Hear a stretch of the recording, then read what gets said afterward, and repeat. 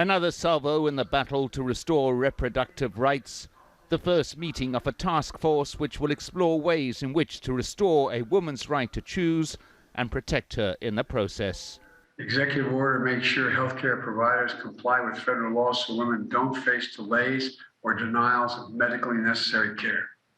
And this executive order advances research and data collection to evaluate the impact of this reproductive health crisis is having on maternal health and other health conditions and outcomes.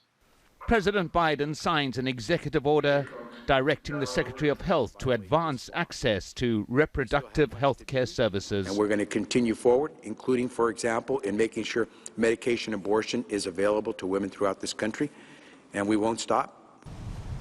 But the executive order is limited in scope, and President Biden has long insisted that Congress needs to pass legislation restoring the rights embedded in Roe v. Wade. President Biden says he'll support removing the filibuster in the Senate in order to allow reproductive rights legislation to pass by a simple majority.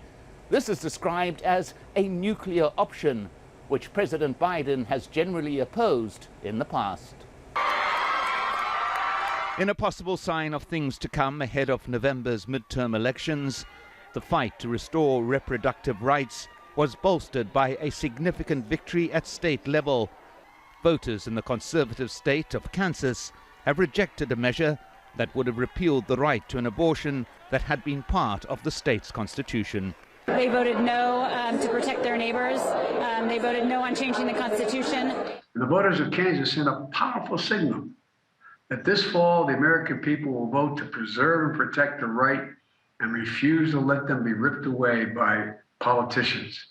And my administration has their back. The Department of Justice has also weighed in, announcing that it will sue the state of Idaho, which is one of the many introducing an abortion ban in the wake of the Supreme Court decision.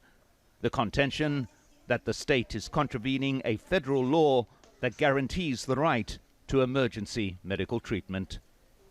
Mike Hanna, Al Jazeera, Washington.